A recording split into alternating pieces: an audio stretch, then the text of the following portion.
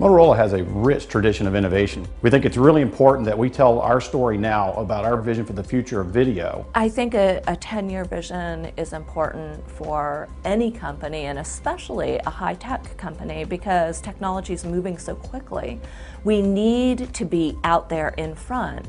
We need to be trying to anticipate where the community, where society is headed, and then trying to develop something that will make that future better. And what better way to tell our story about the future of video than with a video?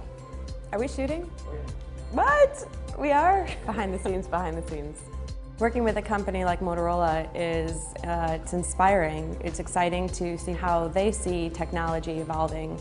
To create a visual language, what we like to do first is collaborate with Motorola and hear them out and really get an idea of how they see people's lives being enhanced in the future by their technology. And then once we have a sense of the structural vision, how the technology is going to work, we set about then trying to put that into human terms. Motorola recently completed research that we call our Media Engagement Barometer. And what we were studying is, how do people use media across multiple devices and across both their friends, family, and colleagues, and in their community? We don't ask people, what do you need or what do you want to do? We observe them, we ask them questions about what they currently do, and then we extrapolate from there. What could they be doing 10 years out? So we might be interested in how people engage with other people while watching TV. One of the ways that we see social networking really helping connect people is through sharing of media. As we're looking at the future of video, we think there are certain things that will continue to stay the same no matter what. And this is really around people, around family, around friendships, really about their community. The other one is sharing. Community is very, very important. So it has to be a very intuitive way of sharing the content that's important to you, that matters to you, with people that matter to you. And I think that's a really cool way to kind of unite a community with video, which I think is awesome. That's kind of the point, you know, just bring people together.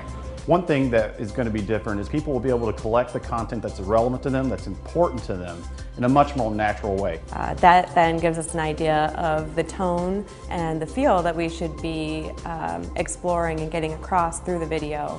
And in our minds, listening to what Motorola had to say, we saw that the future technology was going to be more intuitive and more natural. We focused a lot on someone's experience with media, with video itself, and make it more about the human consumption of the video than the display of the video content.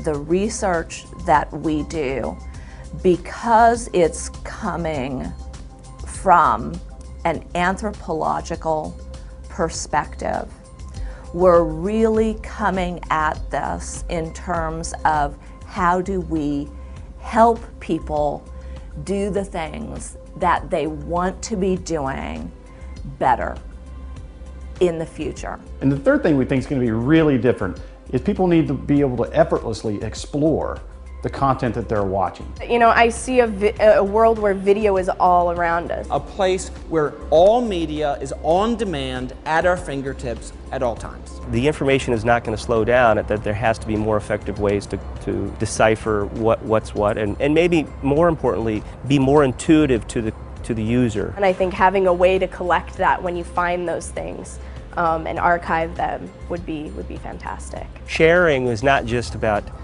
sort of sharing a song and emailing it to your friend. It will become all-encompassing and will involve much more than just the entertainment.